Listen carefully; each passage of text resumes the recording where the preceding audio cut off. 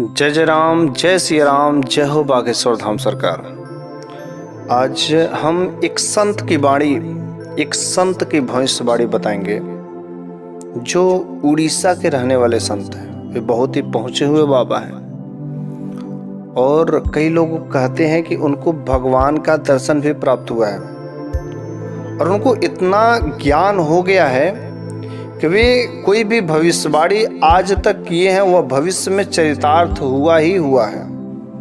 अब चाहे आप लोग सत्य मानो या असत्य मानो, ये सब चीज मानने का है।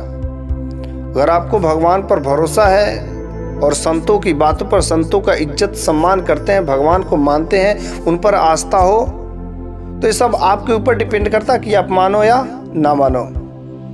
लेकिन जो उड़ीसा के संत हैं, ऐसा हमने एक बुक में पढ़ा तो वहाँ पर जो भविष्यवाणी किए कि आजकल की जो आबादी है बहुत ही अधिक बढ़ रही है। उसमें से सबसे ज़्यादा आबादी तो हमारे भारत में ही है। क्षेत्रफल की दृष्टि से देखा जाए तो सबसे ज़्यादा है। कम एरिया में ज़्यादा लोग रहते हैं और ये हम सभी को पता है कि कलयुग चल रहा है और इस कलयुग में पैसे के कारण लोग पता नहीं कितने अनैतिक कार्य, कितने अधर्म कार्य किए जा रहे हैं। तो जो भी भविष्यवाणी उस संत ने की है, आप लोग सुनेंगे तो दंग रह जाएंगे। ऐसा उड़ीसा वालों भी कहते हैं कि अगर जो बात वह कह देते हैं वह पक्का 100 का 100% होता ही है, लेकिन वो कभी झूठ नहीं जाता। नहीं पूरा होता है तो कुछ ना कुछ तो सत्य होता ही है। उन्होंने कहा है कि इस कलयुग में ऐसी ऐसी बीमारियां आएंगी, ऐसी ऐसी बीमारियां आएंगी जिनका इलाज ही संभव नहीं है। वैज्ञानिक कितना भी ढूंढेंगे, प्रयास करेंगे, अरे एक बीमारी का किसी तरह ढूंढेंगे तब तक 4 बीमारियां पैदा हो जाएंगी।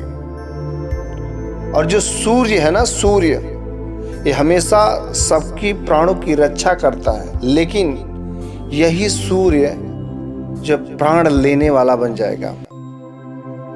अभी आप लोग जो भी ज़्यादा पढ़े लिखे लोग होंगे उन लोगों को पता है कि सूर्य किरणों से कहीं ना कहीं कैंसर का भी रूप जो है आने वाले समय में लेने लगेगा। ये सूर्य की किरण भी खतरनाक होने लगी है। मतलब सूर्य की किरण भी आने वाले समय में घातक बन जाएंगे। और जो जगन्नाथपुरी मंदिर की ध्वज है वो बार बार गिरने लगेगी, फिर से उसको खड़ा किया जाएगा, फिर से गिरने लगेगी। अभी कुछ समय पहले जो जगन्नाथ मंदिर का ध्वज था उसमें आग लग गई थी। और जो जगन्नाथपुरी का जो समुद्र का जलस्तर है वहां पर इतना अधिक बढ़ जाएगा कि जो जगन्नाथ भगवान है, वहां के जो भगवान को छोड़ करके दूसरी जगह जाना पड़ेगा। पता नहीं शायद आप मानेंगे कि नहीं मानेंगे, लेकिन उन्होंने ये सब बातें कही है और आज तक जो कहे वह सत्य ही हुआ है। यदि आज आबादी यदि देखा जाए पूरे वर्ल्ड की तो लगभग 6.5 से 7 अरब आबादी है। 6.5 से 7 अरब। और जब ये सब काम होंगे, अनेक प्रकार की बीमारी आ जाएगी, तो उस समय जो यह आबादी मात्र जो पूरे वर्ल्ड में 30 से 40 करोड़ ही रह जाएगी। 30 से 40 करोड़ ही रह जाएगी। और उससे खतरनाक बात है कि 90% आबादी जो है केवल भारत में ही बचेगी। 90% मतलब 40 का 90 या 80% बोलो, मतलब 30 करोड़ के आसपास में आबादी हमारे भारत में ही बचेगी। अगर 40 करोड़ की आबादी बचती है तो मतलब 6 से 6.5 अरब लोग समाप्त हो जाएंगे, मर जाएंगे। ये सब लोग कीट पतंग की तरह समाप्त हो जाएंगे। जैसे कीट एक ही बार में खत्म हो जाए। अभी हाल ही में कोरोना आया था, इस कोरोना में देखिए एक एक दिन में कितने कितने लोग मरे जा रहे थे। अरे शमशान घाट पर जगह ना मिल रहा था।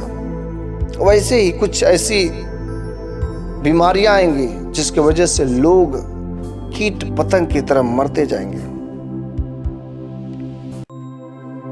और वे लोग कौन जो बचेंगे, लोग आखिर किस प्रकार के लोग बचेंगे, और मरेंगे तो लोग किस प्रकार के लोग मरेंगे। तो ये सुन करके आप बड़े ही अचंभित हो जाएंगे कि आखिर वे कौन लोग बचेंगे, जिसमें से भारत में ही सबसे ज्यादा लोग बचेंगे। वे लोग वही बचेंगे जो लोग भगवान के चरणों में अपना ध्यान लगा देंगे, जो लोग भगवान के चरणों में अपने आप को अर्पित कर देंगे, नतमस्तक कर देंगे, भगवान मैं आपका और आप मेरे। जो लोग उनके ऊपर सच्चे दिल से आस्था रखेंगे वे लोग ही बचेंगे। जो लोग धर्म के कार्य में सहयोग देंगे वे लोग इस धरती पर रहेंगे। और वे लोग अधिक, इस समय तो सबसे ज्यादा संख्या वही है जो लोग मांस मदिरा सेवन करने वाले। किसी भी चौराहे पर खड़े हो जाइए, जहां पर सब्जियां बिकती हैं, जहां पर पनीर बिकता है, जहां पर दूध दही बिकता है, वहां पर उतना भीड़ नहीं होगा। जहां पर मांस मदिरा जहां पर बिकता है वहां पर देखो लाइन लगा के लोग खड़े रहते हैं। इस वजह से इस प्रकार के लोगों की संख्या बहुत ही अधिक है। तो वही लोग समाप्त हो जाएंगे जो लोग मांस का सेवन करेंगे, जो लोग मदिरा का सेवन करेंगे। अच्छा, कुछ लोग इस बात को सुन करके मजाक उड़ा रहेंगे, लेकिन नहीं, आप मजाक उड़ाइए। अभी जैसे कोरोना आया था ना, कोरोना देखा, सभी लोग परेशान, घर से बाहर निकलना दुश्वार, कर्फ्यू लग गया था, ऐसा लग रहा था, एक दूसरे का भाई भाई का नहीं हो पा रहा था। तो वे लोग ही बचेंगे जो लोग भगवान के चरणों में अपने आप को अर्पित कर देंगे। मरने वाले वही लोग होंगे जो लोग मांस मदिरा का सेवन करेंगे, रिश्तों का नाश करेंगे, किसी दूसरे को सताएंगे, उनके अंदर दया की कृपा नहीं रहेगी, गौ हत्या करेंगे, अनेक प्रकार के जो अधर्म का काम, मतलब जो भी धर्म का साथ नहीं देगा, जो भी लोग अधर्म का कार्य करते गएंगे और अधर्म के कार्य में सहयोग देंगे, उन लोगों का पक्का है सर्वनाश हो जाएगा। और ये बात ज्यादा दिन की बात नहीं, उन्होंने ये भी कहा है कि हो सके 23, 24, 25, मतलब 2023 चल रहा है, 2023 में ही हो सके या 24 में या 25 में, ना माने तो 24, 25, 26, मतलब कोई 3 सालों में, 25, 26, 27 में, इन्हीं मतलब पास के ही सालों में एक खतरनाक गंतव्य होने वाले हैं। और अब सत्य होगा हो तो आगे भविष्य में जब होगा हो तो पता चलेगा। लेकिन उन्होंने कोरोना का भी अपनी डायरी में, जो उड़ीसा के बाबा हैं, उन्होंने लिखा था कि भयंकर बीमारी आएगी, और वो आई, और इतने लोग स्वाहा भी हो गए, इस मिट्टी में मिल गए। कितने लोगों को तो डेड बॉडी का पता ही नहीं चला, वैसे ही फेंक दिया गया। ये जो किताब थी उड़िया भाषा में लिखी गई थी। सत्य बात है कि जो भी, अगर मान के चलिए हमारे देश की इसमें आबादी अगर 150 करोड़ है, अगर मान के चलिए नहीं उतने 80-90% समाप्त होते, 1% भी तो कन्फर्म है सही होगा, 1% में अगर समाप्त होगा तो हमारे देश की जनसंख्या मान के चलिए 1.5 करोड़ का है, तो 150 करोड़ है तो 1.5 करोड़ तो गायब ही हो जाएंगे जनसंख्या। अब सोच लीजिए, कहीं उस लिस्ट में आप तो नहीं है, और कहीं उनकी बात 100% सत्य हो गई, तब तो भैया सोच लो, तो हमें करना क्या है। आज ही यदि हम मांस मदिरा का सेवन करते हो, जो भी भक्त भगवान को मानते हो, अच्छा कुछ लोग होते हैं कि भगवान को मानते हुए भी भगवान की सेवा करते, कहते हैं भोले बाबा का भक्त हैं, भोले का बाबा खुद जो मांस मदिरा भांग खाते हैं, नशा करते हैं, तो इसकी वजह से रोज मस्त पीते हैं सब, शाम को चाहिए ही चाहिए। तो इस वजह से हमें करना क्या है, यदि हम भगवान पर विश्वास रखते हैं, आस्था रखते हैं, भगवान को थोड़ा सा भी मानते हैं, और उसके बावजूद यदि आप मांस मदिरा का सेवन करते हैं, तो आपको इन सब चीजों से मुक्ति पाना होगा। ये भगवान की जो अच्छी वाली बुक है ना, गॉड की गुड बुक, गॉड की गुड बुक्स में यदि आपका नाम हो जाएगा, तो यदि आप मर भी जाते हैं तो भी आपको टेंशन लेने की बात नहीं रहेगी, क्योंकि अगर उस समय मर के जाओगे तो भी उस किताब में आपका नाम रहेगा। चल ठीक है, जब ये पता चला इसको तो इन्होंने सब मांस मदिरा छोड़ दिया, भगवान के चरणों में आ गया, ये सब उसके बाद से वो चल ओके हो गया, ठीक है। लेकिन जानने के बावजूद भी, क्योंकि सबसे बड़ा पाप वही होता है कि मेरे को पता है कि ये करना पाप है और जानते हुए भी यदि उस काम को करते हैं तो सबसे बड़ा पाप होता है। तो इस वजह से जो लोग इस बात को जानते हैं और जानते हुए भी इतना बड़ा पाप करते हुए लोग सबसे बड़े पाप के भागीदारी होंगे। चाहे जितना भी समय बचा हो, यदि आप अपने आप को भगवान के चरणों में समर्पित कर देते तो उसी में ही भलाई है। आप एक बार भगवान पर भरोसा तो रख के देखिए, उनके ऊपर आस्था लगा कर देखिए, कितना मजा आएगा। दुनिया का मोह माया से मुक्ति मिल जाएगी, किसी प्रकार का कोई लोभ नहीं, हर प्रकार से छुटकारा। बस एक बार उनके चरणों में अपने आप को समर्पित करके देखो, उनको अपने आप को न्यौछावर कर दो। अगर अंतिम दिन आ जाता है, कल ही अगर प्रलय का दिन आ जाता है तो टेंशन लेने की बात नहीं, देखो कोई चिंता की बात नहीं, क्योंकि मैं तो भगवान का एक छोटा सा तुच्छ दास हूं और भगवान अपने भक्त की, अपने दास की रक्षा जरूर करता है।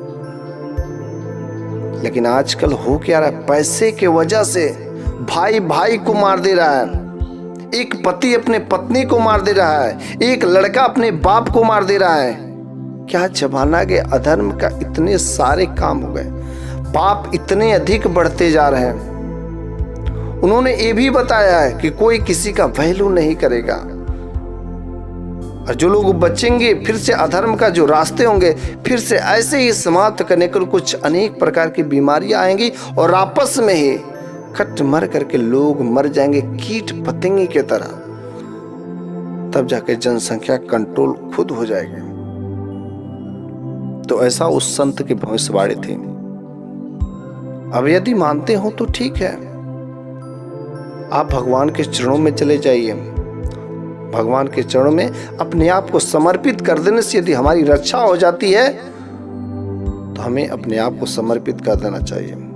जानते हुए भी अगर हम अपने आप को समर्पित नहीं करते, उस मांस मदिरा सब चीज का, जितने भी अधर्म के काम है सब किए जा रहे हैं, तब आप छूटने वाले नहीं हैं। आपको पक्का आपके लिए नरक का द्वार खुला हुआ है। यहाँ पर आप जितने लोगों को सता लीजिए, वहां पर आपको कभी नहीं छोड़ा जाएगा, कभी आपको मुक्ति मिल ही नहीं सकती। अलग प्रकार के छोटे छोटे नाली का कीड़ा भी बनना पड़ जाएगा, क्योंकि आपने लोगों को सताया है, गलत काम किए, अनैतिक काम किए हैं। इस वजह से इस प्रलय जो उन्होंने भविष्यवाणी की, यदि आपको उनसे बचना है तो बस हमें भगवान के चरणों में अपने आप को समर्पित कर देना है।